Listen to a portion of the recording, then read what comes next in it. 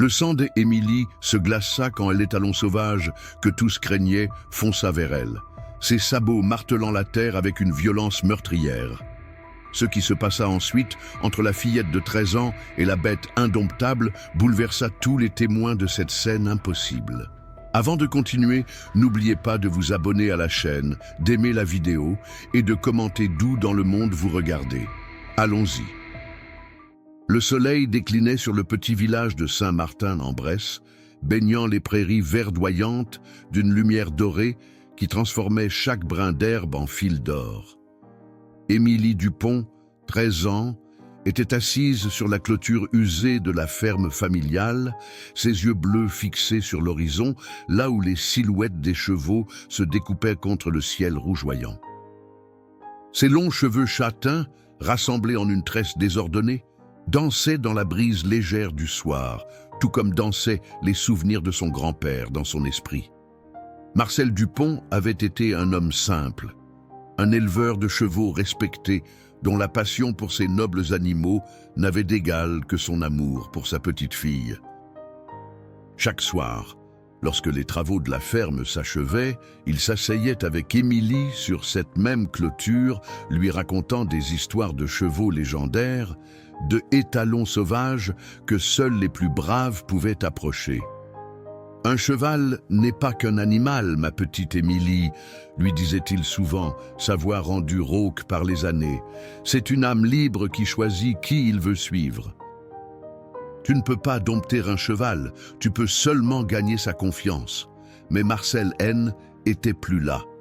3 mois plus tôt, il était éteint doucement dans son sommeil, laissant un vide immense dans le cœur de Émilie et dans la petite ferme qui semblait désormais trop silencieuse, trop grande pour la jeune fille et ses parents. « Émilie, le dîner est prêt », appela sa mère depuis la porte de la cuisine.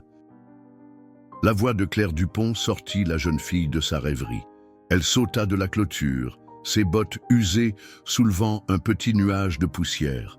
Elle jeta un dernier regard aux chevaux qui paissaient paisiblement, puis se dirigea vers la maison, une modeste bâtisse de pierre aux volets bleus délavés par le temps.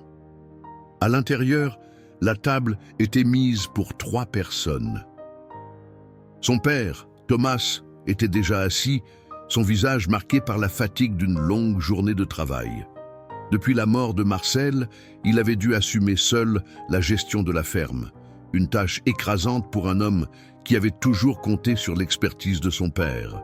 « J'ai reçu une lettre de Maître Leroy aujourd'hui », annonça Thomas, alors que Claire servait une soupe fumante dans les assiettes. « Le testament de ton grand-père a été finalisé. » Émilie releva brusquement la tête, son cœur s'accélérant. Marcel avait été le pilier de leur famille, mais aussi celui qui maintenait la ferme à flot. Les difficultés financières qu'ils traversèrent depuis son départ n'étaient un secret pour personne, pas même pour Émilie. « Et » demanda Claire, sa voix trahissant son inquiétude.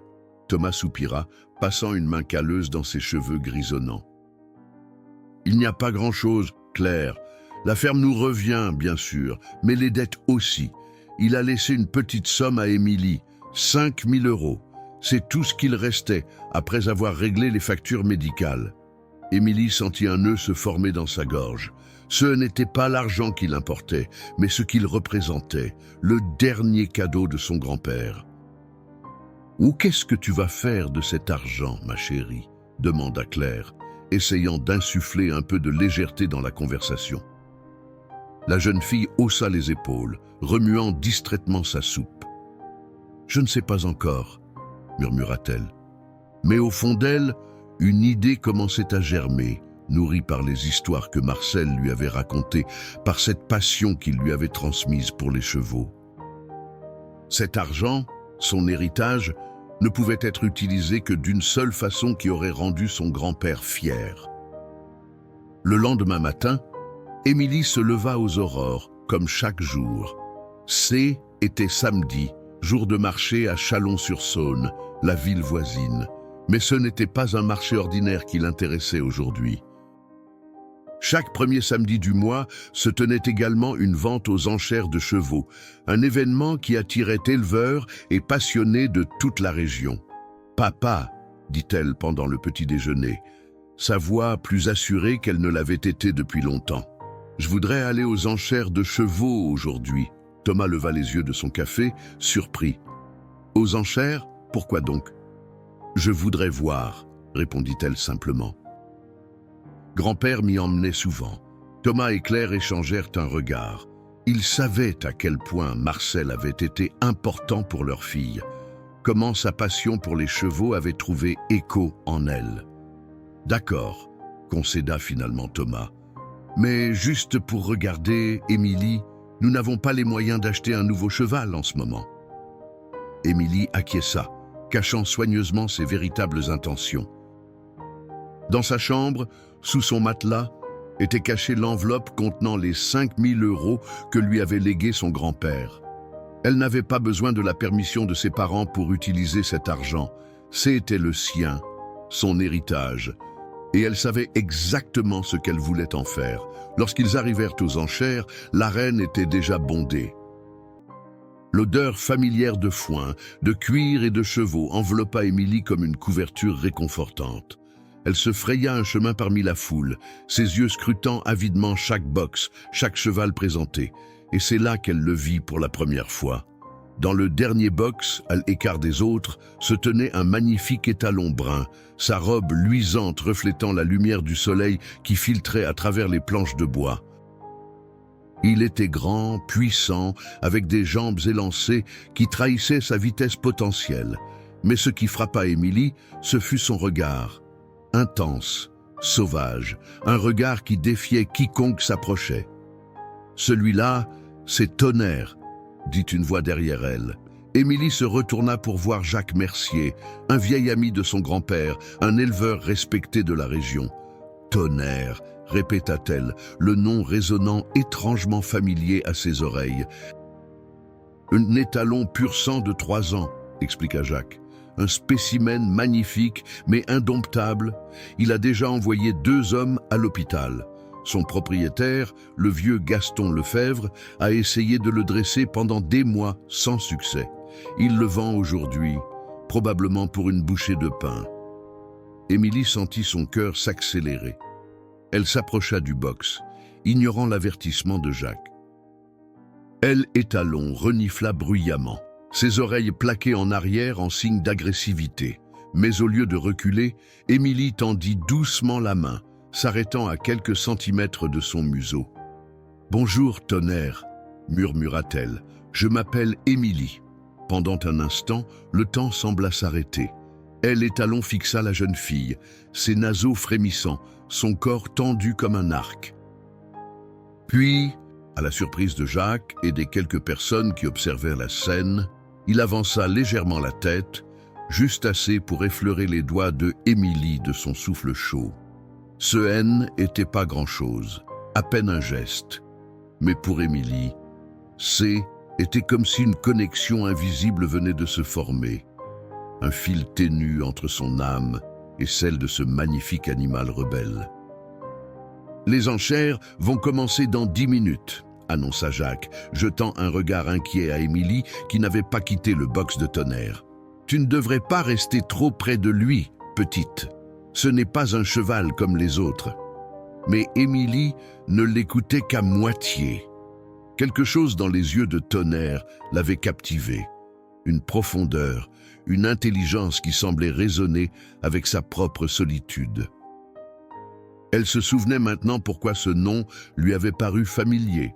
Marcel lui avait parlé un jour d'un étalon nommé Tonnerre, un cheval sauvage que personne n'avait réussi à monter, sauf un vieux cavalier qui avait compris que la force ne suffisait pas. « Est-ce que c'est lui ?» murmura-t-elle, plus pour elle-même que pour Jacques. « Est-ce que c'est le cheval dont grand-père me parlait ?» Elle fut interrompue par l'arrivée de son père qui la cherchait parmi la foule. Thomas s'arrêta net en voyant sa fille si près de l'imposant étalon. « Émilie, éloigne-toi de ce box immédiatement », ordonna-t-il, sa voix trahissant son inquiétude. À contre-cœur, Émilie S. écarta, mais ses yeux restèrent fixés sur Tonnerre, qui la suivait du regard avec une intensité troublante. « Ce cheval est dangereux », expliqua Thomas, entraînant sa fille vers les gradins où les enchères allaient se tenir. J'ai entendu les gens en parler. Personne n'a réussi à le dresser. Grand-père aurait pu, répondit simplement Émilie, sa voix douce mais assurée. Thomas soupira, passant un bras autour des épaules de sa fille. Ton grand-père était un homme exceptionnel, ma chérie. Mais même lui aurait reconnu qu'il y a des chevaux qui ne sont pas faits pour être domestiqués. Ils prirent place dans les gradins. Claire les rejoignit, apportant 3 gobelets de chocolat chaud pour combattre la fraîcheur matinale. L'arène commençait à se remplir, principalement d'éleveurs et de marchands que les Dupont connaissaient bien. Le commissaire-priseur, un homme trapu au visage rougeau, monta sur l'estrade et les enchères commencèrent. Les premiers chevaux défilèrent, des juments dociles, quelques poulains prometteurs, un vieux hongre de traits encore robuste. Émilie observait avec attention, mais son esprit était ailleurs, avec l'étalon brun au regard fier. Elle glissa discrètement la main dans la poche de sa veste, sentant l'enveloppe contenant son héritage. Puis vint le tour de Tonnerre. 2 palefreniers le firent entrer dans l'arène, luttant pour contrôler sa puissance. Elle étalon se cabra, hennissant de colère, ses sabots fendant l'air dans un geste de défi. Un murmure parcourut l'assistance. « Voici Tonnerre, étalon pur sang de 3 ans », annonça le commissaire-priseur. « Un spécimen de grande qualité, mais nous devons préciser qu'il n'est pas dressé et a montré des comportements difficiles. » Quelques rires nerveux élevèrent des gradins. Émilie vit plusieurs éleveurs secouer la tête, déjà désintéressés. « Mise à prix, 1 000 €, continua le commissaire-priseur. Qui dit 1000 ? Un silence pesant s'installa. Tonnerre tournait en cercle nerveux, rejetant violemment la tête, refusant de se laisser maîtriser par les palefreniers. « 800 alors ?» tenta le commissaire-priseur, son enthousiasme diminuant visiblement. « Voyons, messieurs, c'est un animal de pure race. »« Ce cheval ne vaut pas le coup », lança un éleveur. « Il finira par tuer quelqu'un. »« 700 ?» proposa désespérément le commissaire-priseur. Le cœur d'Émilie battait à tout rompre. Avant même de réaliser ce qu'elle faisait, elle se leva, sa voix claire résonnant dans l'arène. « 1 000 €. Un silence stupéfait suivit sa déclaration. Thomas et Claire se tournèrent vers leur fille, ébahis. « Émilie !» siffla Thomas. « Qu'est-ce que tu fais ?» Mais elle resta debout, déterminée. « J'ai l'argent, papa, l'héritage de grand-père. »« Tu ne peux pas être sérieuse, » intervint Claire, les yeux écarquillés. « Ce cheval est dangereux. » Le commissaire-priseur, après un moment de confusion, reprit contenance. « J'ai 1 000 € de la jeune fille là-bas. Quelqu'un dit mieux ?» Personne ne surenchérit. La plupart des hommes présents regardaient maintenant Émilie avec un mélange de pitié et d'amusement. Seul Jacques Mercier l'observait avec une expression indéchiffrable, comme s'il tentait de résoudre une énigme. 1 000 € une fois, 1 000 € 2 fois, adjugé à la jeune fille pour 1 000 €. Le coup de marteau résonna comme un coup de tonnerre dans le cœur de Émilie. Elle avait réussi. Tonnerre lui appartenait désormais. Thomas se leva brusquement. « C'est de la folie. Je ne permettrai pas ça. » Elle n'est qu'une enfant. « L'argent est à elle, monsieur Dupont, » intervint Jacques, s'approchant d'eux. « Et légalement, elle vient d'acheter ce cheval. Mais si ça peut vous rassurer, je peux vous aider à le ramener à votre ferme et voir ce qu'on peut en faire. » Thomas semblait sur le point d'exploser, mais Claire posa une main apaisante sur son bras. « Laisse-la, Thomas. C'est l'argent de son grand-père, c'est son choix. » À contre-cœur, Thomas céda, mais ses yeux exprimaient clairement son désaccord. « Tu te rends compte de ce que tu viens de faire ?» demanda-t-il à sa fille. « Ce n'est pas un jouet, Émilie. C'est un animal dangereux qui pourrait te blesser gravement. »« Je sais, papa, » répondit-elle doucement. « Moi, mes grands-pères disaient toujours qu'il n'y a pas de mauvais chevaux, seulement des hommes qui ne savent pas les comprendre. » Ces paroles, si semblables à celles de Marcel, firent taire Thomas. Il regarda sa fille, si jeune et pourtant si déterminée. et pour un instant, il vit en elle le reflet de son père, cette même passion inébranlable pour les chevaux. Pendant ce temps, dans l'arène, Tonnerre continuait sa danse sauvage, ses yeux rencontrant ceux d'Émilie à travers la distance. Un défi, une promesse, un début d'histoire qui allait changer leur vie à jamais. « Eh bien, » soupira Jacques, observant l'étalon furieux, « j'espère que tu sais dans quoi tu t'embarques, petite. » Parce que ce cheval ne se laissera pas apprivoiser facilement. Émilie hocha simplement la tête, son regard ne quittant pas celui de Tonnerre. « Je ne veux pas l'apprivoiser, » dit-elle doucement. « Je veux juste qu'il me fasse confiance. » Ramener Tonnerre à la ferme s'avéra être une entreprise bien plus complexe qu'Émilie ne l'avait imaginé. Elle et Talon refusaient catégoriquement de monter dans la remorque que Jacques avait empruntée pour l'occasion. Il se cabrait, hennissait, ses yeux roulants de terreur et de rage. « Je te l'avais dit », marmonna Thomas, observant la scène à distance prudente. « Ce cheval est impossible. » Émilie, cependant, ne se laissait pas décourager. Elle se tenait à quelques mètres de l'étalon furieux, calme, ses yeux fixés sur lui, sans montrer la moindre peur. « Laissez-moi essayer, » dit-elle finalement, s'adressant aux deux hommes qui tentaient en vain de faire avancer Tonnerre. « Hors de question, » répondit immédiatement son père. « Tu vas te faire piétiner. » Mais Jacques, après un moment d'hésitation, fit signe au palefrenier de reculer. « Laissez-la faire, » dit-il, sa voix trahissant une curiosité mêlée d'inquiétude. « Mais reste à bonne distance, Émilie. » La jeune fille s'approcha lentement, parlant à voix basse, des mots que personne d'autre ne pouvait entendre. Tonnerre s'immobilisa, ses oreilles se dressant soudainement, comme s'il écoutait attentivement. « Je sais que tu as peur, » murmurait Émilie. « Moi aussi, j'ai peur parfois. Quand grand-père est mort, j'ai eu tellement peur que j'avais l'impression que mon cœur allait se briser. » Elle s'arrêta à quelques pas de l'étalon, ne tentant pas de le toucher, simplement présente, sa voix douce flottant dans l'air entre eux comme un pont invisible. « On n'est pas obligé de monter dans cette remorque tout de suite, » continua-t-elle. « On peut prendre notre temps. » À la surprise de tous, Tonnerre abaissa légèrement la tête, ses naseaux frémissant alors qu'il humait l'air autour de Émilie. Il y avait toujours de la méfiance dans ses yeux, mais aussi quelque chose de nouveau, une curiosité prudente. « Comment fait-elle ça ?» murmura Claire, qui les avait rejoints, à Jacques. Le vieil homme secoua la tête, émerveillé. « Je ne sais pas, c'est un don. » Marcel l'avait aussi, cette façon de parler aux chevaux comme s'ils étaient des personnes. Pendant près d'une heure, Émilie resta ainsi, parlant doucement à Tonnerre, s'approchant millimètre par millimètre, jusqu'à ce que, finalement, elle puisse poser sa main sur son encolure. Elle et Talon tressaillit, mais ne recula pas.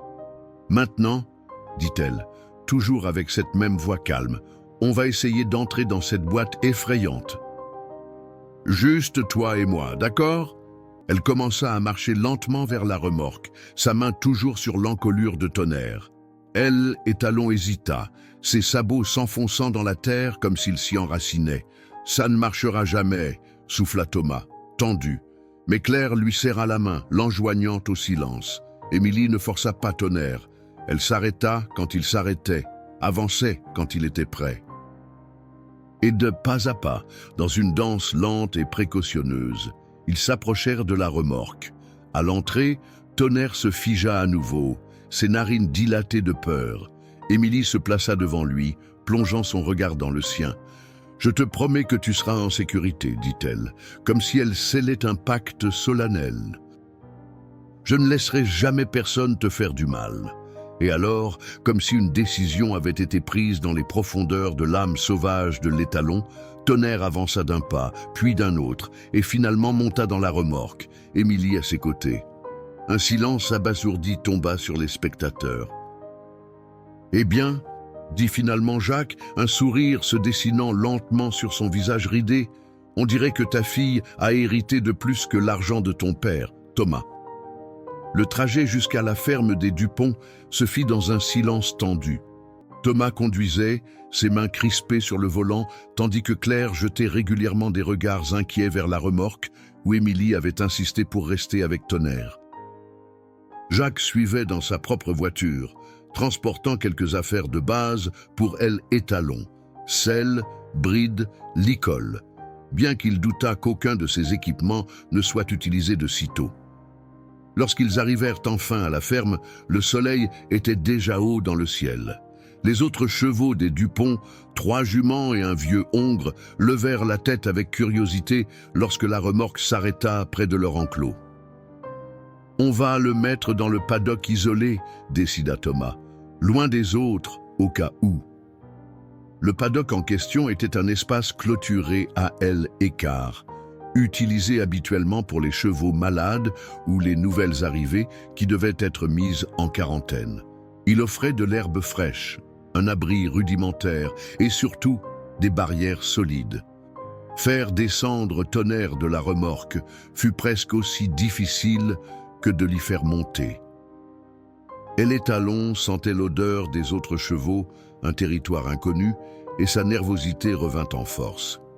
Mais Émilie, avec une patience que peu d'adultes auraient pu égaler, resta à ses côtés, murmurant des encouragements jusqu'à ce qu'il accepte de poser ses sabots sur cette nouvelle terre. « Tu as fait du bon travail », dit Jacques à Émilie, une fois que Tonnerre fut sécurisé dans le paddock. « Mais n'oublie pas, ce n'est que le début. » Gagner la confiance d'un cheval comme celui-ci prend du temps, beaucoup de temps.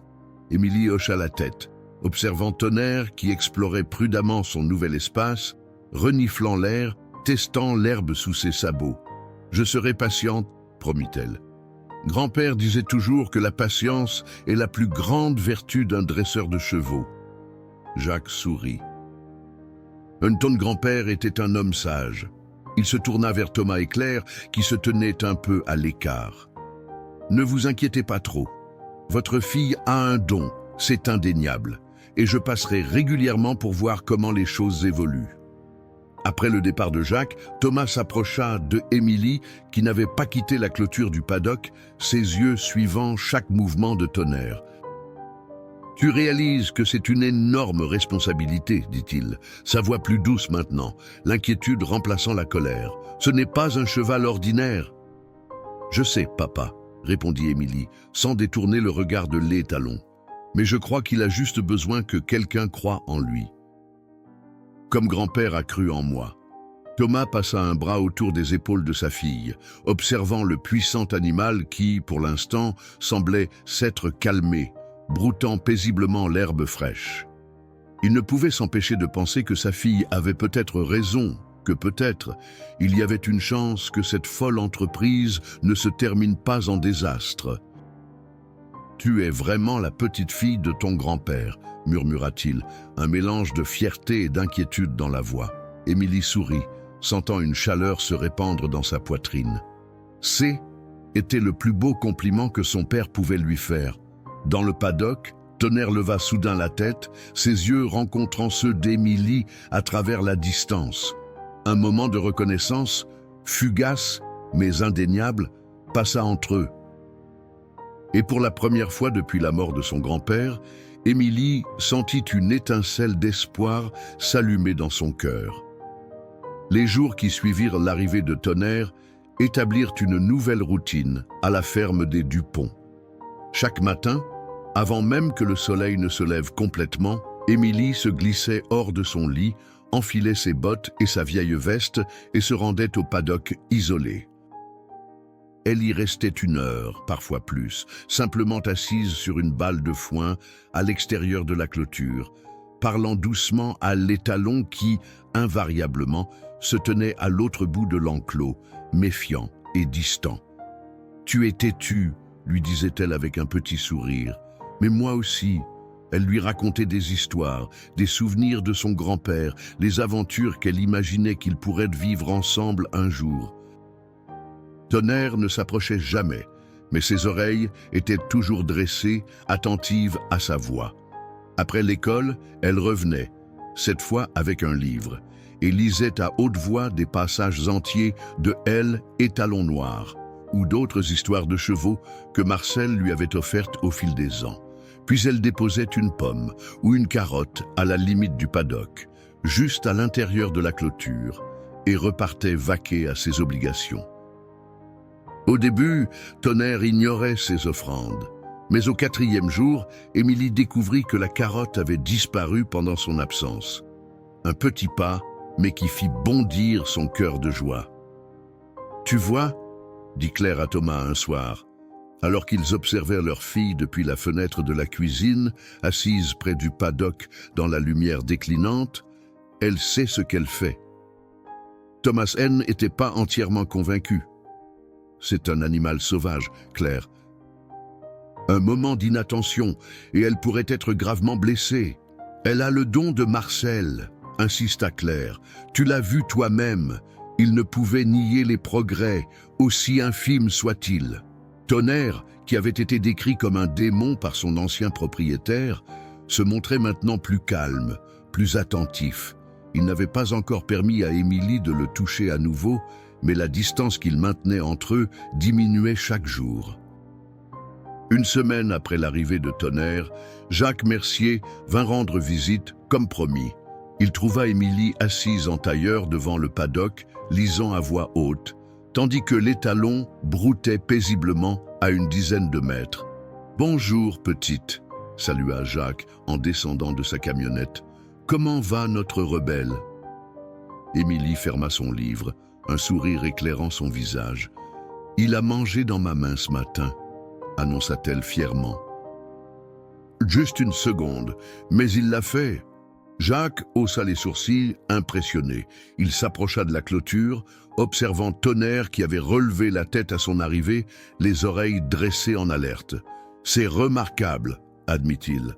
« La plupart des dresseurs professionnels auraient mis des semaines pour en arriver là avec un cheval comme lui. »« Je ne suis pas en train de le dresser », corrigea doucement Émilie. « Je deviens son ami. » Jacques sourit, reconnaissant dans ces mots le écho de la philosophie de Marcel. « Ton grand-père serait fier, dit-il simplement.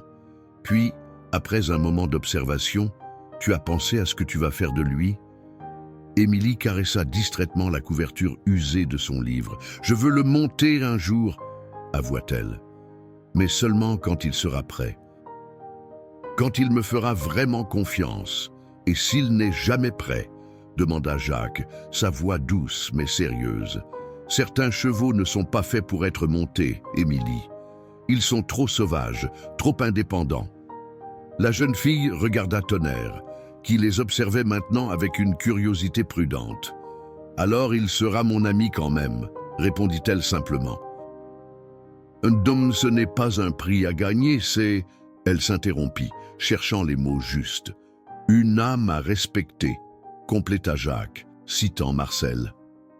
Émilie hocha la tête, ses yeux s'illuminant à ces mots familiers. Jacques resta un moment à observer Tonnerre, puis proposa « Que dirais-tu de le faire sortir un peu de ce paddock? Il faut qu'il s'habitue à explorer, à te suivre dans différents environnements. » L'idée n'avait pas effleuré Émilie.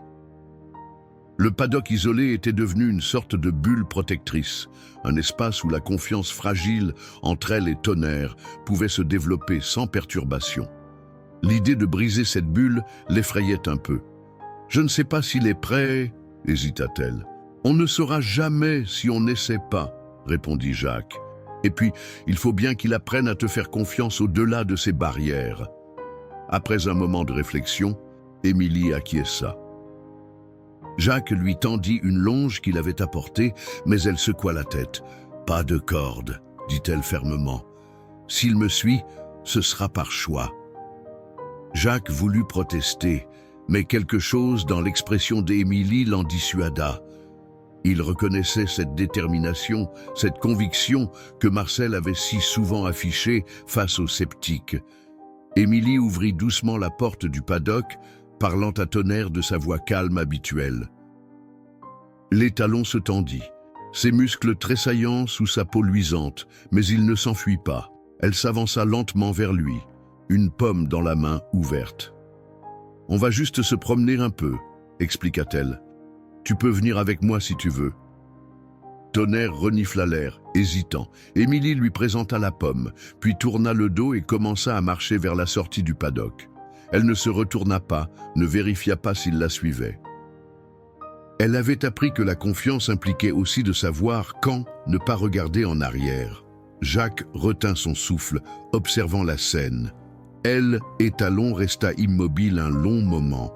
Puis, à la surprise du vieil homme, il ébranla, suivant la silhouette d'Émilie à distance respectueuse. À l'extérieur du paddock, dans le pré qui étendait derrière la ferme, Émilie continua sa marche tranquille. Tonnerre la suivait toujours, s'arrêtant parfois pour renifler l'herbe ou observer les alentours, mais ne la perdant jamais de vue. « Incroyable !» murmura Jacques, témoin silencieux de ce miracle discret. Thomas, qui travaillait dans l'étable voisine, sortit à ce moment-là et faillit lâcher sa fourche en voyant sa fille marcher calmement dans le pré, suivie par l'imposant Étalon, sans longe ni contrainte d'aucune sorte. « Jacques !» appela-t-il, alarmé.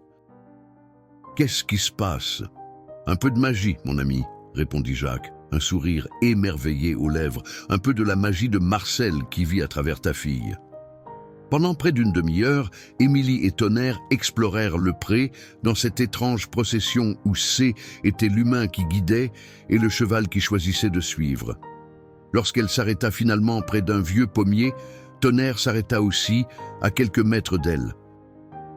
Émilie s'assit dans l'herbe, sortant la pomme qu'elle avait gardée dans sa poche. Elle la posa devant elle, une invitation silencieuse. Puis elle attendit, aussi patiente que la terre qui attend la pluie. Les minutes écoulèrent, le soleil déclinant lentement à l'horizon. Thomas et Jacques observaient toujours, figés dans une attente fébrile. Et alors, avec une grâce étonnante pour un animal si puissant, Tonnerre s'avança, pas à pas, jusqu'à ce qu'il puisse étendre son long cou et prendre délicatement la pomme des mains d'Émilie. Ce N n'était pas encore de la confiance, pas complètement. Mais ceci était un début, un petit miracle dans la lumière dorée du crépuscule.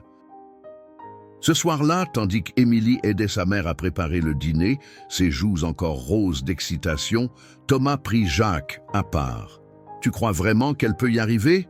demanda-t-il, sa voix basse pour que sa fille ne l'entende pas. « Apprivoiser ce cheval ?» Jacques observa Émilie à travers la fenêtre de la cuisine, son visage animé alors qu'elle racontait sa journée à Claire. Puis il regarda vers le paddock où Tonnerre était retourné, paisible maintenant, comme transformé par cette simple promenade. « Je crois, » dit-il lentement, « que ta fille ne cherche pas à apprivoiser Tonnerre. Je crois qu'elle lui offre quelque chose de bien plus précieux, la liberté de choisir. Et c'est peut-être exactement ce dont ce cheval a besoin. » Thomas soupira, frottant sa nuque d'un geste fatigué. « J'espère que tu as raison. Parce que je ne supporterai pas de l'avoir blessée, ni physiquement, ni... » Il laissa sa phrase en suspens, mais Jacques comprit. « Ni émotionnellement, » compléta-t-il. « Mais parfois, Thomas, les plus grandes blessures viennent de n'avoir jamais essayé. » Septembre céda la place à octobre, et avec lui vinrent les premières fraîcheurs de l'automne. Les feuilles des arbres qui bordèrent la propriété des Dupont se parèrent de teintes flamboyantes, transformant le paysage en une toile impressionniste aux couleurs chaudes. Chaque matin, la rosée cristalline recouvrait l'herbe du pré, scintillant comme des diamants sous les premiers rayons du soleil. Les progrès entre Émilie et Tonnerre, bien que lents, étaient constants. Elle et Étalon acceptait maintenant sa présence dans le paddock, la suivant parfois de son propre gré lors de leurs promenades quotidiennes dans le pré. Il permettait même à la jeune fille de le brosser, ses muscles frémissant sous le contact de elle étrille, mais sans jamais montrer d'agressivité. Un dimanche matin, alors que Émilie s'apprêtait à rejoindre Tonnerre comme chaque jour, elle fut surprise de voir une voiture inconnue garée devant la maison. Un homme en costume élégant discutait avec son père près de la grange. « Qui est-ce » demanda-t-elle à sa mère qui préparait le petit déjeuner dans la cuisine. Claire jeta un coup d'œil par la fenêtre, son expression s'assombrissant légèrement. « Philippe Beaumont » répondit-elle, « un éleveur de Dijon. Je ne savais pas qu'il devait passer aujourd'hui. » Émilie connaissait ce nom. Philippe Beaumont possédait l'un des plus grands haras de la région, spécialisé dans les chevaux de course. C était un homme d'affaires avant tout, pour qui les chevaux représentaient des investissements plutôt que des compagnons. Intriguée et vaguement inquiète, elle sortit rejoindre les deux hommes. En l'apercevant, son père lui fit signe d'approcher. « Ah, voici ma fille, Émilie, » dit Thomas. « Émilie, Monsieur Beaumont est venu voir nos chevaux. Il cherche de nouveaux étalons pour son haras. » Philippe Beaumont était un homme grand et sec, avec des traits anguleux et des yeux calculateurs qui semblaient évaluer chaque chose en termes de profit potentiel. Il sourit à Émilie, mais son sourire n'atteignit pas ses yeux. « Enchanté, mademoiselle, » dit-il poliment. « Ton père me disait que vous avez récemment acquis un pur sang assez particulier. » Le cœur d'Émilie manqua un battement. « Tonnerre n'est pas à vendre, » dit-elle immédiatement, sans même réfléchir. L'homme rit, un son sec comme du papier froissé. « Je n'ai pas encore fait d'offre, jeune fille. J'aimerais d'abord voir cet animal dont j'ai tant entendu parler. » Thomas posa une main sur l'épaule d'Émilie, un geste qui se voulait rassurant mais qui trahissait une certaine tension. « Monsieur Beaumont est simplement curieux, Émilie. Il a entendu parler de Tonnerre au marché. Gaston Lefebvre est un vieil ami, » expliqua Beaumont. « Il m'a raconté comment une jeune fille avait acheté son étalon indomptable. J'avoue que ma curiosité a été piquée. » Émilie hésita. L'idée que cet homme s'approche de Tonnerre la mettait mal à l'aise, mais elle ne pouvait pas refuser une simple visite sans paraître impolie. « Il est dans le paddock du fond, » dit-elle finalement.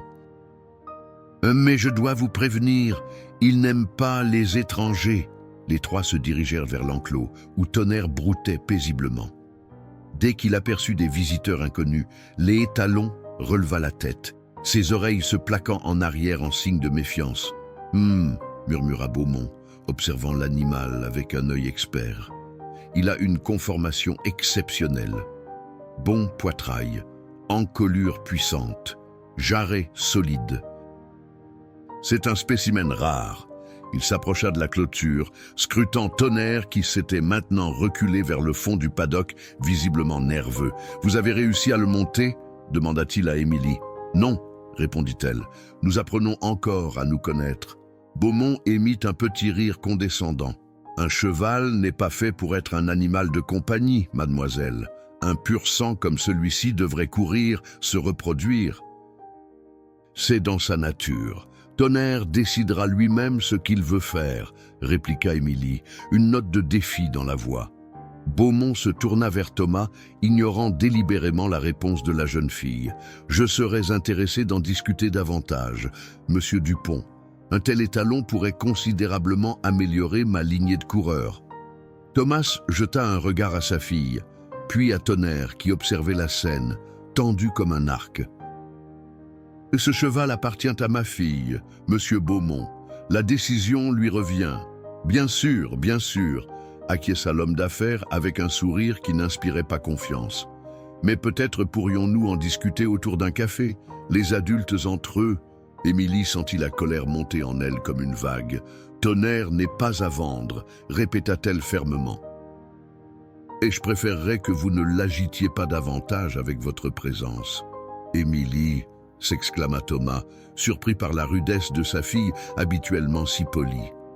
Mais Beaumont ne sembla pas offensé.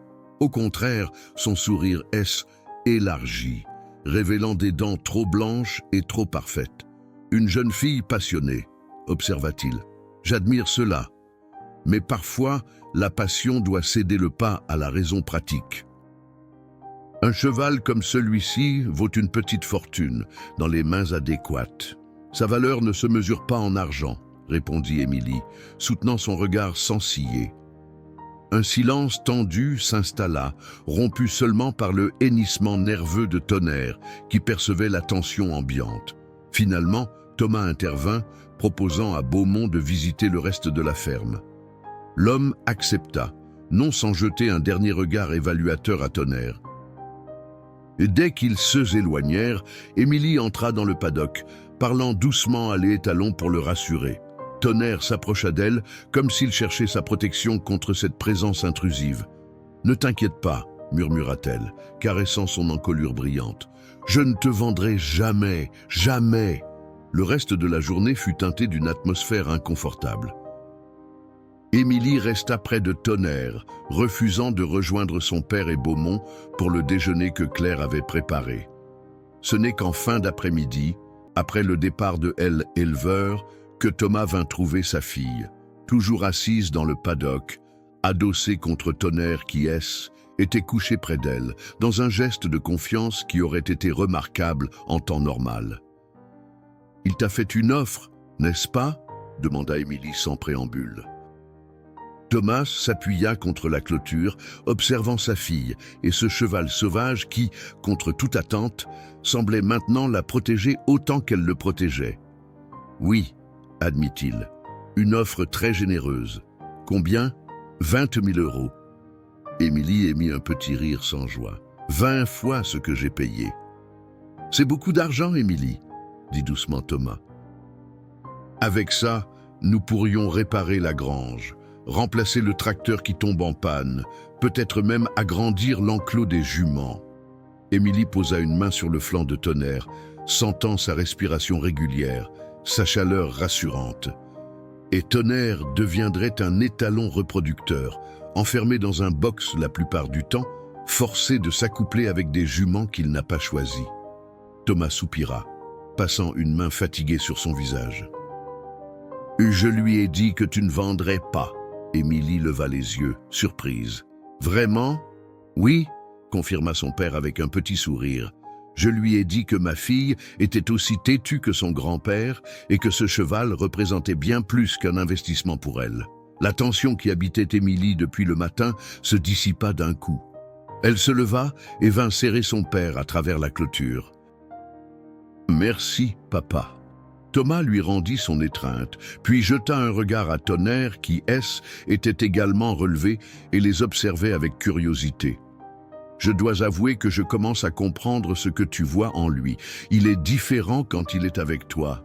Presque gentil. » « Il n'a jamais été méchant, » corrigea Émilie, « juste incompris et maltraité. » Thomas hocha la tête, puis ajouta d'un ton plus grave, « Mais je dois te prévenir, Émilie.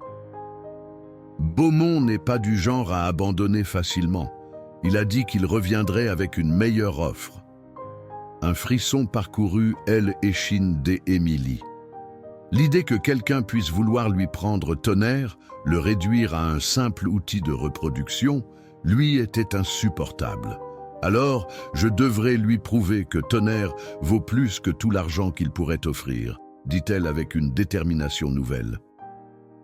Ce soir-là, allongée dans son lit, Émilie prit une décision. Il était temps de passer à l'étape suivante avec Tonnerre. Si elle voulait vraiment protéger leur lien, elle devait montrer au monde ce dont ils étaient capables ensemble. Le lendemain, à l'aube, elle se dirigea vers le paddock avec un objet qu'elle n'avait encore jamais introduit dans leurs interactions. Une selle légère que son grand-père utilisait pour les jeunes chevaux en apprentissage. « Bonjour, mon brave », murmura-t-elle à Tonnerre, qui l'accueillit par un hennissement doux. « Aujourd'hui, on va essayer quelque chose de nouveau. » Le soleil était encore qu'une promesse à l'horizon quand Émilie franchit la porte du paddock, la légère selle de cuir sous le bras. Dans sa poche, quelques morceaux de pommes et de carottes, les friandises préférées de Tonnerre. L'étalon l'accueillit par un hennissement doux, mais ses oreilles se dressèrent avec méfiance lorsqu'il aperçut l'objet inconnu qu'elle transportait. « Ce n'est rien de dangereux, » expliqua Émilie en posant la selle sur la barrière. Juste quelque chose de nouveau pour aujourd'hui. Elle commença par leur routine habituelle, brossage méticuleux, paroles douces, connexion tranquille. Les muscles de Tonnerre se détendirent progressivement sous ses gestes familiers. C'était ce moment de confiance que Émilie attendait, ce moment où elle, étalon, semblait presque fondre sous ses mains. « Maintenant, on va essayer quelque chose », murmura-t-elle, se dirigeant lentement vers la selle. Dès que Tonnerre aperçut l'objet en mouvement, il recula, ses naseaux dilatés, son corps soudain tendu comme une corde de violon. Émilie s'immobilisa immédiatement. « D'accord, d'accord, dit-elle doucement. On prend notre temps. » Elle posa la selle à terre, puis s'assit à côté, attendant que Tonnerre se calme. Après quelques minutes, la curiosité naturelle de l'étalon prit le dessus. Il s'approcha prudemment, reniflant l'air, ses oreilles pointées vers l'avant en signe d'intérêt. « C'est ça, » encouragea Émilie. « Viens voir. » Ce n'est qu'un peu de cuir et de métal. Tonnerre s'avança jusqu'à pouvoir renifler la selle. Il la toucha du bout de son museau, puis sursauta légèrement lorsque le cuir craqua sous la pression. Émilie resta immobile, le laissant explorer à son rythme. Lentement, délicatement, elle tendit la main vers la selle, la soulevant légèrement. « On va juste la poser sur ton dos », expliqua-t-elle. « Mais rien de plus aujourd'hui. » Mais dès qu'elle fit un mouvement pour se lever, Tonnerre écarta vivement, ses yeux roulants de peur. Émilie soupira, reposant la selle. Ce ne serait pas aussi facile qu'elle l'avait espéré.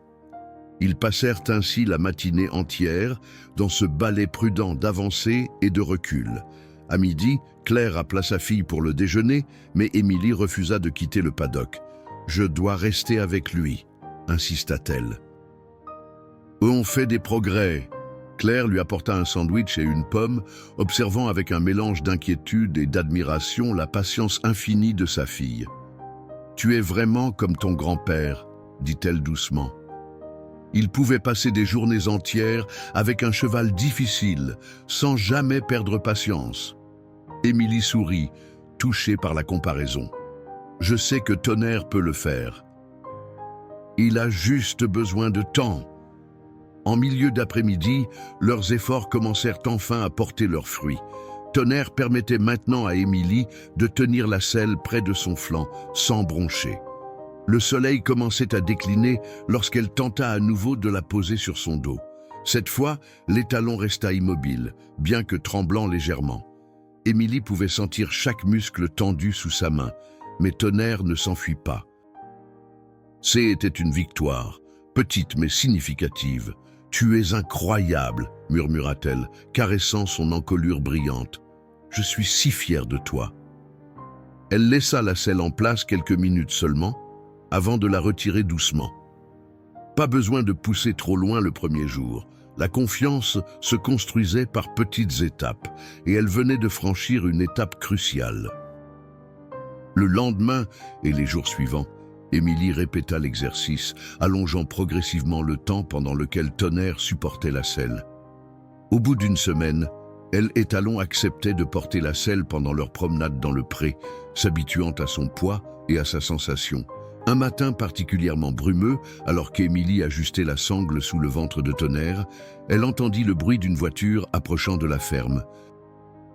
Son cœur se serra lorsqu'elle reconnut la luxueuse berline noire de Philippe Beaumont. « Il est revenu », murmura-t-elle à Tonnerre, dont les oreilles s'étaient dressées au son du moteur. « Mais ne t'inquiète pas, je ne le laisserai pas t'emmener. » De loin, elle vit son père sortir pour accueillir le visiteur. Même à distance, elle pouvait percevoir la tension dans la posture de Thomas.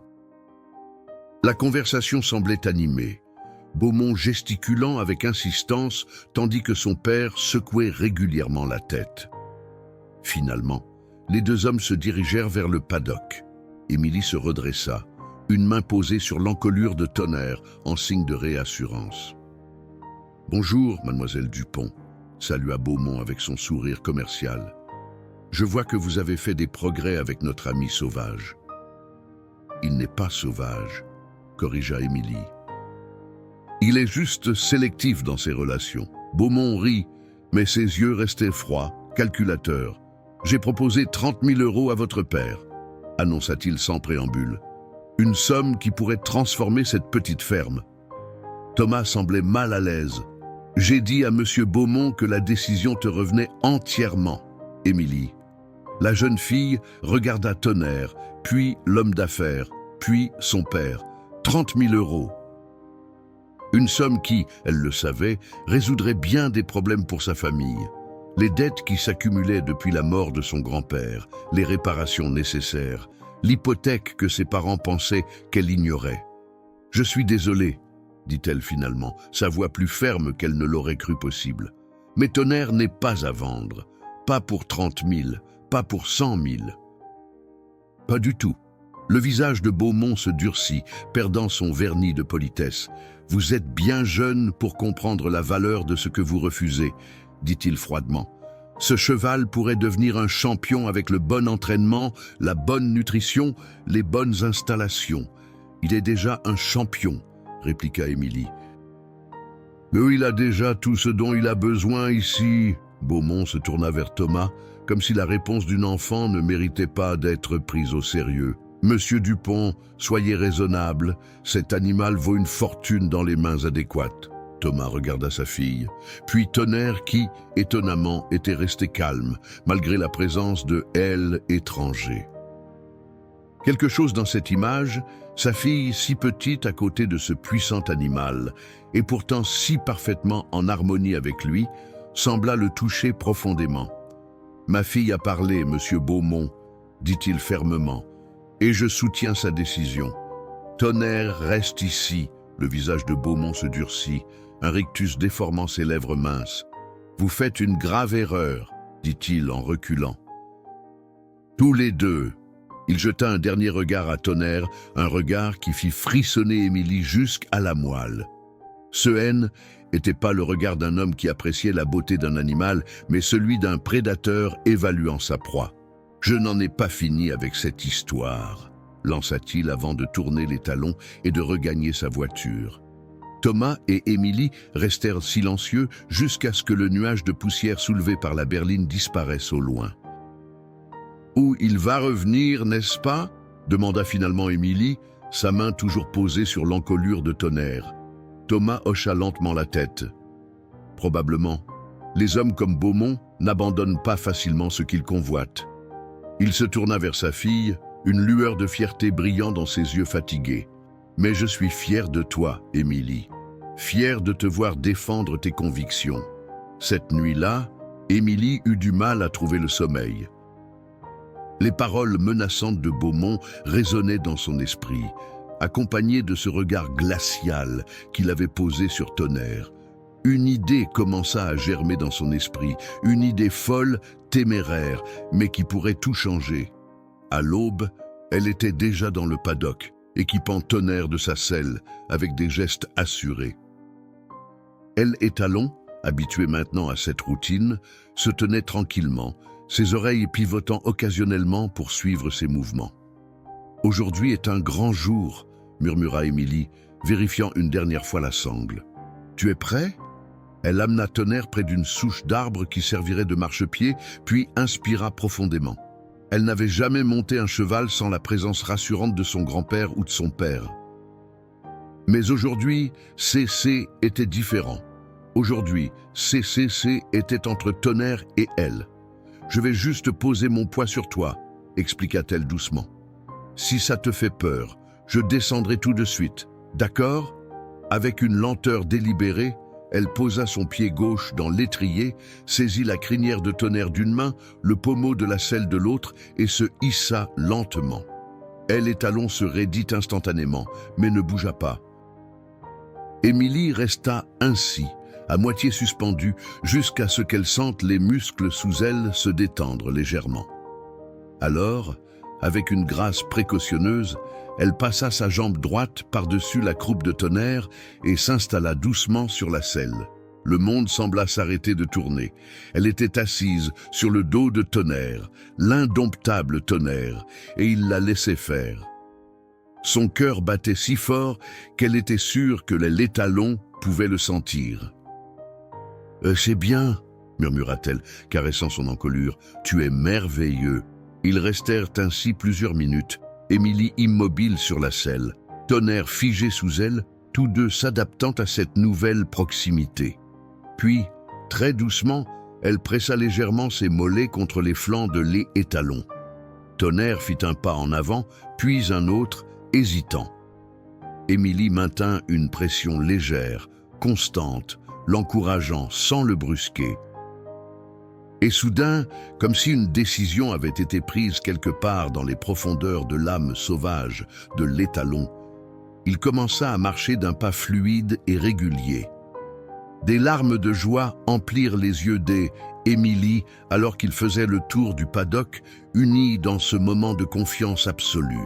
Elle n'avait pas besoin de guide, ni de mort, ni de cravache.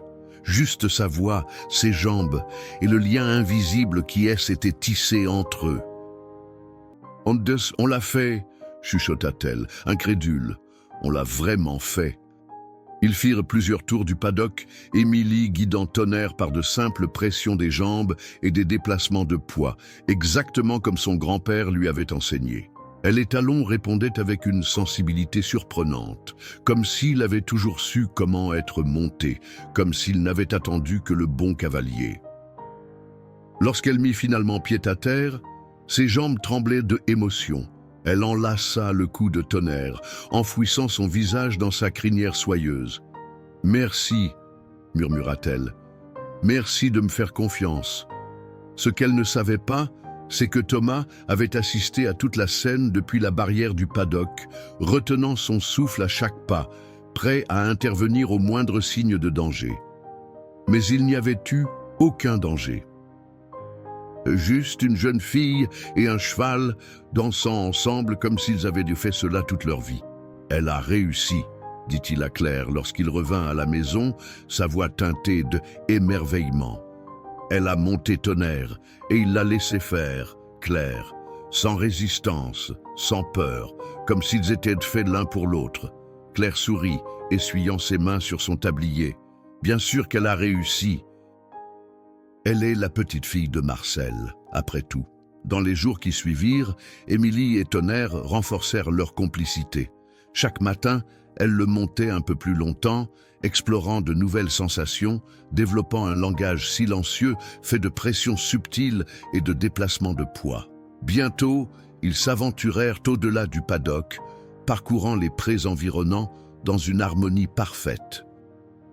Jacques Mercier, venu rendre visite comme il le faisait régulièrement, resta bouche bée en les voyant galoper librement à travers champs. Émilie penchée sur l'encolure de Tonnerre, ses cheveux et la crinière de l'étalon se mêlant dans le vent comme s'ils ne formaient qu'un seul être. « C'est un miracle », murmura-t-il à Thomas qui l'accompagnait. « En 30 ans d'élevage, je n'ai jamais rien vu de tel. » Thomas hocha la tête, un mélange de fierté et d'émerveillement dans le regard. Elle lui a donné quelque chose que personne d'autre ne pouvait lui offrir. « Quoi donc ?» demanda Jacques, intrigué. Thomas observa sa fille, qui ralentissait maintenant, caressant l'encolure luisante de Tonnerre avec une tendresse infinie. « La liberté de choisir », répondit-il simplement. Novembre apporta ses premiers frimas sur la campagne bourguignonne. Les matins étaient désormais cristallisés de givre, l'herbe craquant sous les sabots de Tonnerre lors de leur chevauchée matinale. Émilie avait pris l'habitude de se lever encore plus tôt, bien avant que le reste de la maisonnée ne éveille, savourant ces moments privilégiés où le monde semblait n'appartenir qu'à elle et à son cheval. Ce matin-là, alors que le soleil commençait tout juste à teinter l'horizon de rose pâle, Émilie et Tonnerre galopaient librement dans le grand pré qui bordait la forêt. La jeune fille n'utilisait ni selle ni bride désormais, juste une simple corde tressée passée autour de l'encolure de l'étalon comme point d'appui. Il n'en avait même pas besoin. Tonnerre semblait deviner ses pensées avant même qu'elle ne les formule, répondant aux plus infimes changements de position, à la plus légère pression de ses jambes. « Plus vite !» murmura Émilie, se penchant légèrement en avant. Tonnerre accéléra immédiatement, ses sabots martelant le sol gelé dans un rythme parfait.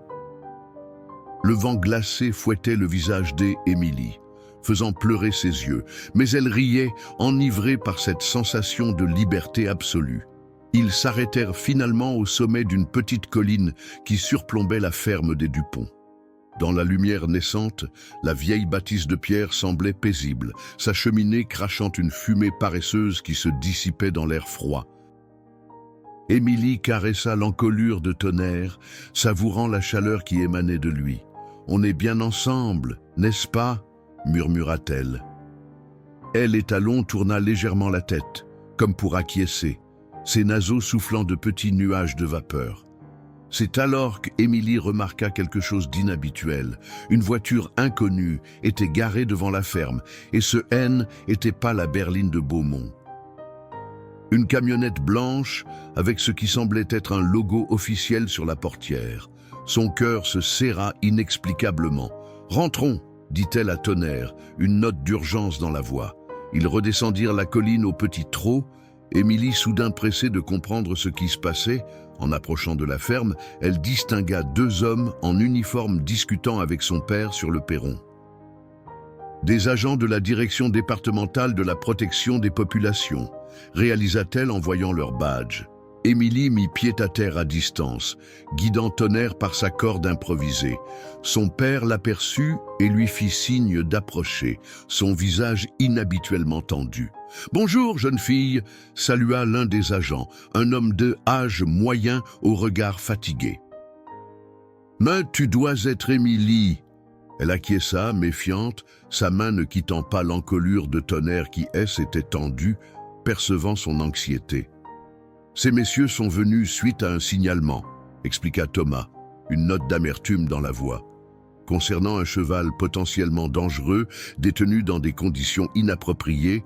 « Quoi ?» s'exclama Émilie, abasourdie. « Mais c'est ridicule. Tonnerre n'est pas dangereux et il est parfaitement bien traité. » Le second agent, plus jeune et visiblement mal à l'aise, jeta un regard à elle et Talon.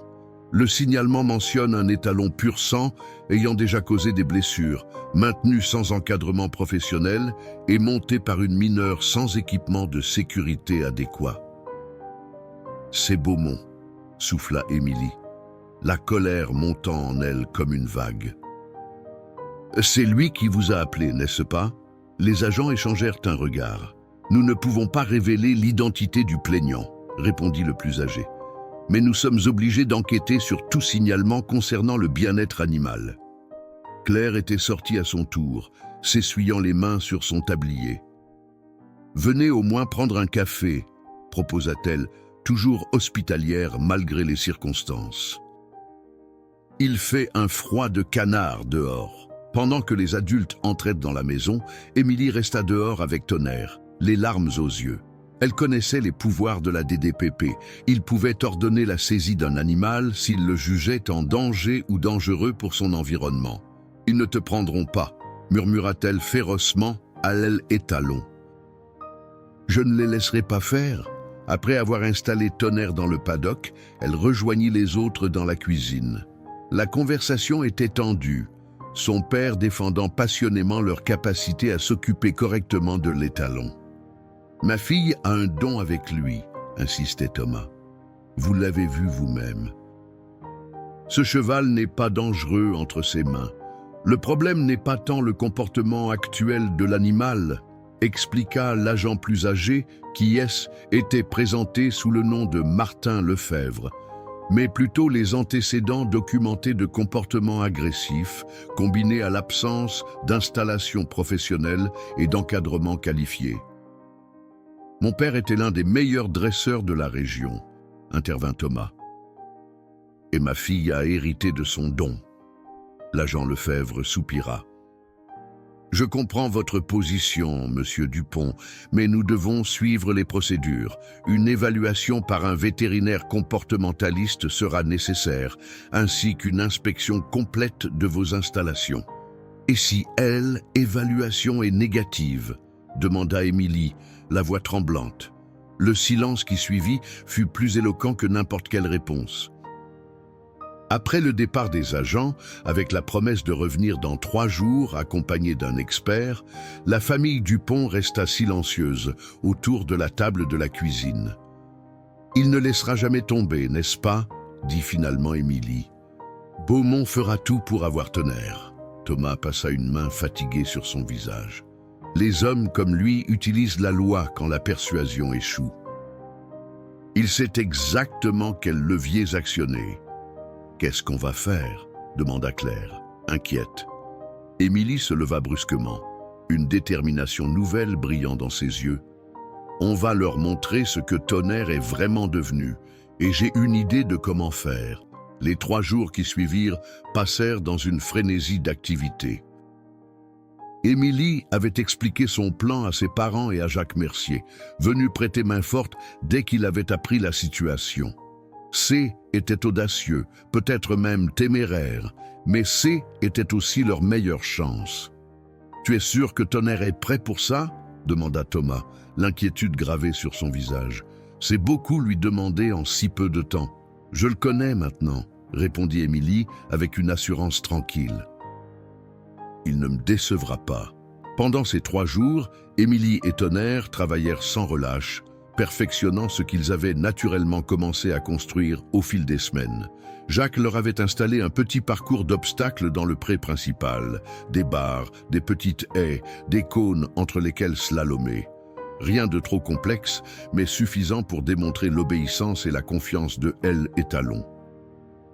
Le matin du 3e jour, alors que le soleil perçait à peine la brume automnale, Émilie fit une dernière répétition. Montant Tonnerre sans selle ni bride, juste avec sa corde tressée, elle le guida à travers le parcours avec une grâce fluide qui témoignait de leur harmonie parfaite. Elle et Talon semblaient deviner ses intentions avant même qu'elle ne les formule, répondant au plus léger déplacement de son poids, à la plus subtile pression de ses jambes. « Mais c'est parfait !» commenta Jacques, qui les observait depuis la barrière. « Je n'ai jamais vu un cheval et son cavalier aussi connectés. » Émilie sourit, caressant l'encolure luisante de Tonnerre. « Ce n'est pas moi qui le guide, » dit-elle doucement. « Nous dansons ensemble. » À midi précis, 2 véhicules franchirent le portail de la ferme.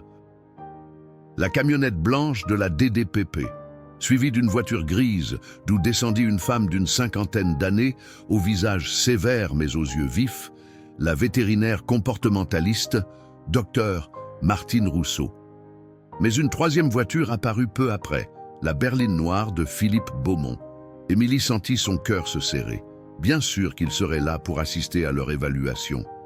« Bonjour, messieurs, dames », salua Thomas, s'avançant à la rencontre des visiteurs. « Merci d'être venus. » Les présentations furent brèves, l'atmosphère tendue. Beaumont se tenait légèrement en retrait, un sourire satisfait aux lèvres. Émilie le remarqua mais choisit de l'ignorer, concentrant toute son attention sur Dr Rousseau. « J'ai lu le dossier concernant cet étalon, » commença la vétérinaire, consultant ses notes. « Au Tonnerre, 3 ans, pur sang, historique d'agressivité ayant causé des blessures à 2 personnes. Est-ce exact ?»« C'est ce qu'on nous a dit quand je l'ai acheté, » confirma Émilie, s'avançant. « Mais il a changé. » Dr Rousseau la regarda par-dessus ses lunettes, un sourcil levé. « Les chevaux au tempérament agressif ne changent pas simplement, jeune fille. Ils peuvent être conditionnés, mais leur nature fondamentale reste la même. » « Je ne suis pas d'accord, » répondit calmement Émilie. Tonnerre n'était pas agressif par nature. Il avait peur, et sa peur se manifestait par de l'agressivité. Mais quand on lui a donné la liberté de choisir, il a choisi de faire confiance. La vétérinaire semblait sceptique, mais intriguée. « Et vous dites que vous montez cet animal ?»« Sans équipement de sécurité particulier, je vais vous montrer, » dit Émilie. « Si vous voulez bien me suivre. » Elle les conduisit jusqu'au pré où Tonnerre attendait, majestueux dans la lumière d'automne. À la vue du groupe d'étrangers, elle Talon dressa les oreilles, attentif mais pas effrayé. « Normalement, un examen comportemental se déroule en plusieurs étapes, » commença Dr Rousseau. « D'observation passive, puis interaction contrôlée, puis... »« S'il vous plaît, » interrompit Émilie. Laissez-moi d'abord vous montrer ce que Tonnerre et moi pouvons faire ensemble. Ensuite, vous pourrez procéder à votre évaluation comme vous l'entendez. » Après un moment d'hésitation, la vétérinaire acquiesça. « Très bien, montrez-nous. » Émilie s'approcha de Tonnerre, lui murmurant doucement à l'oreille. Puis, avec une agilité surprenante, Elle se hissa sur son dos, sans selle, sans étrier, sans rien d'autre que sa corde tressée. « C'est de la folie !» murmura l'agent Lefebvre. « Cet enfant va se blesser. » Mais Beaumont restait silencieux, son sourire commençant à s'effacer alors qu'il observait la scène. Ce qui suivit laissa tous les spectateurs sans voix.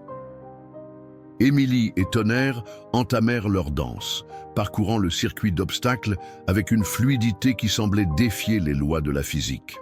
Elle et Talon, autrefois réputée indomptable, répondait au moindre indice de sa jeune cavalière, sautant les petites haies avec grâce, slalomant entre les cônes avec précision, s'arrêtant et repartant au moindre murmure.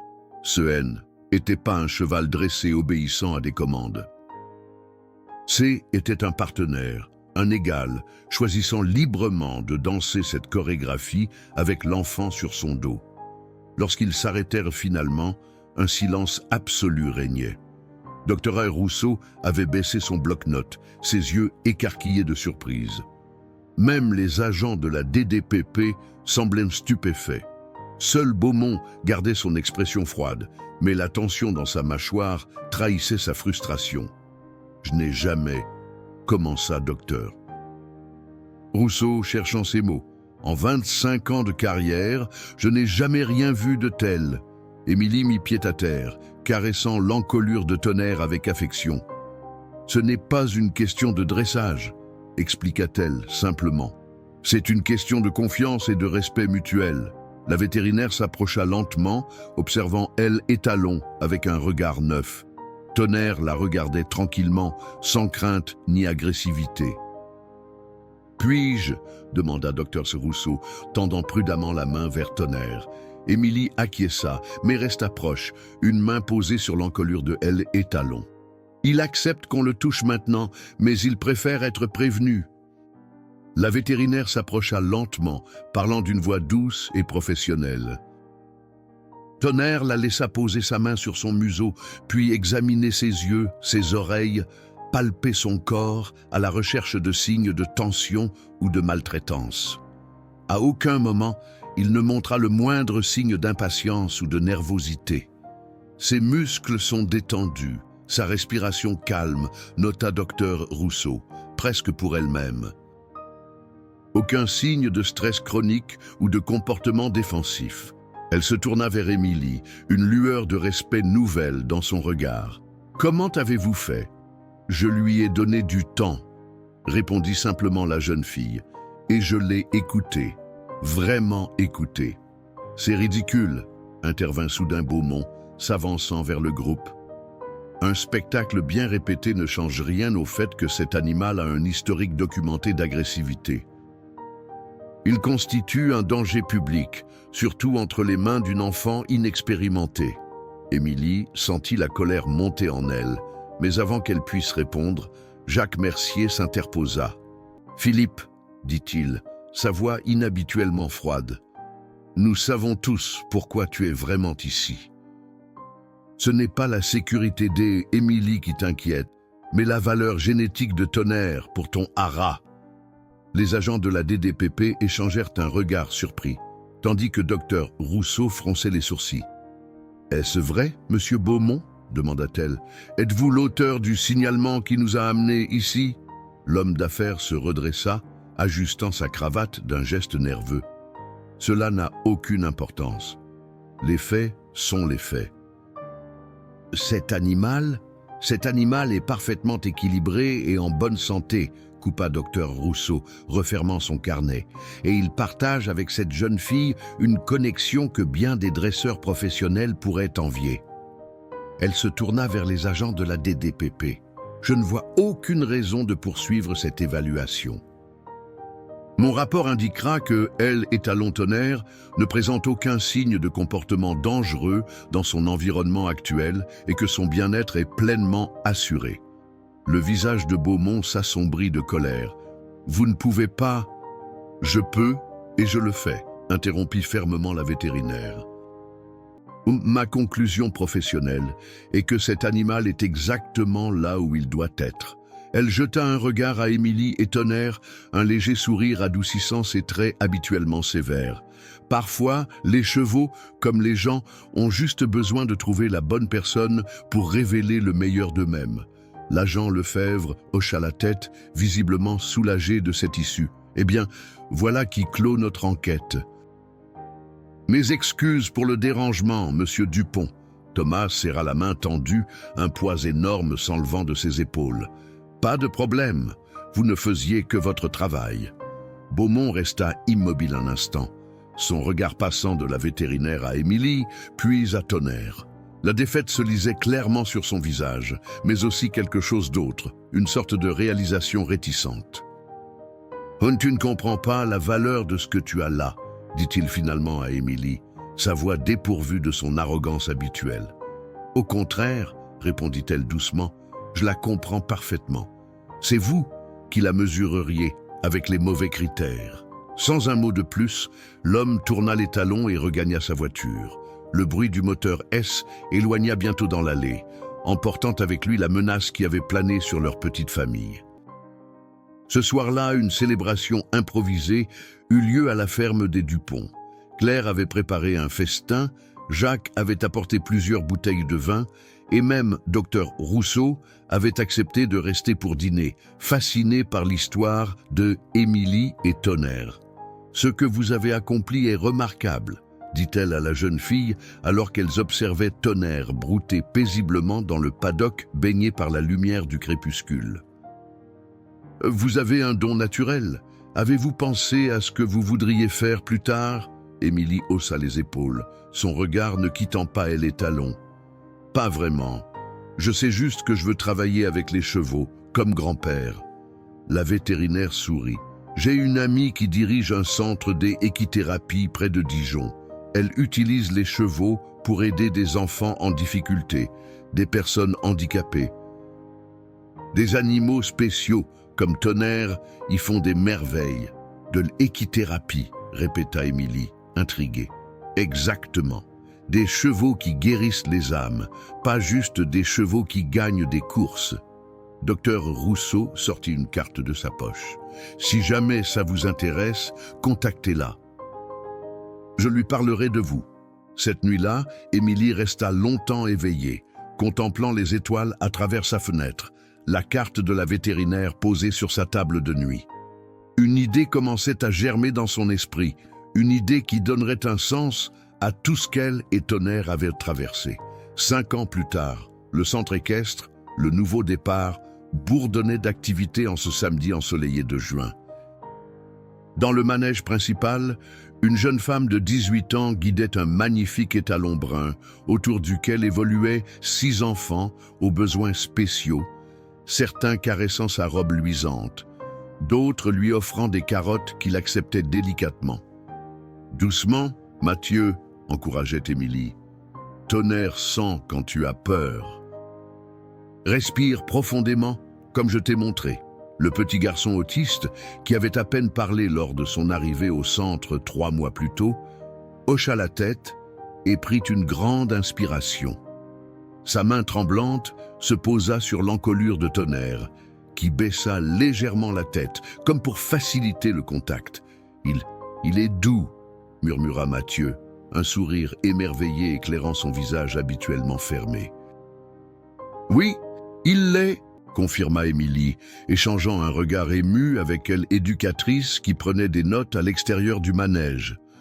Depuis l'ouverture du centre 2 ans auparavant, des dizaines d'enfants comme Mathieu avaient franchi leurs portes, trouvant auprès de Tonnerre et des autres chevaux soigneusement sélectionnés un réconfort et une connexion que les thérapies traditionnelles n'avaient pu leur offrir. La ferme des Dupont S était transformée. La vieille grange avait été rénovée en écurie moderne, le manège construit avec l'aide de subventions obtenues grâce au soutien enthousiaste de Dr Rousseau.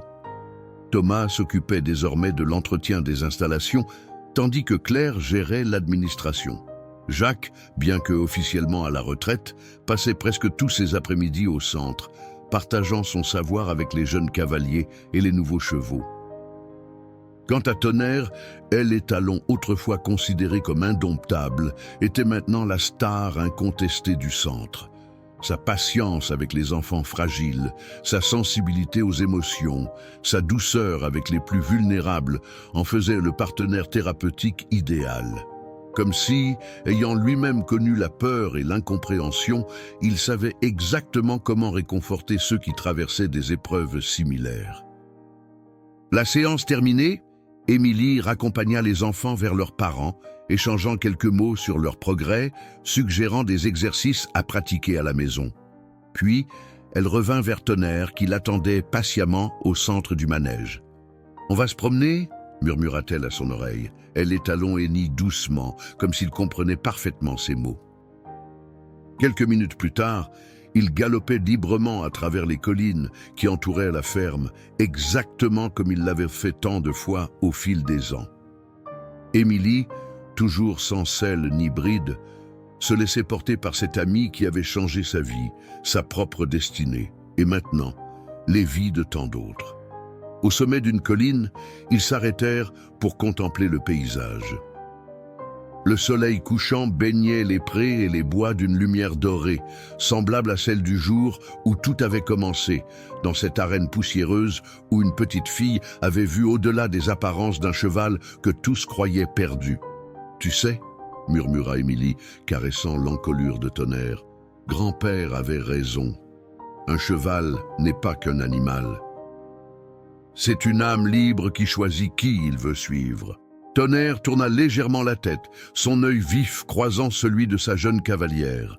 Dans ce regard brillait toute la compréhension, toute la confiance, tout l'amour qu'un être vivant peut avoir pour un autre. Ils restèrent ainsi un long moment, silhouette parfaitement accordée, se découpant contre le ciel rougeoyant, l'enfant devenu femme et le cheval indomptable qui avait choisi de danser avec elle.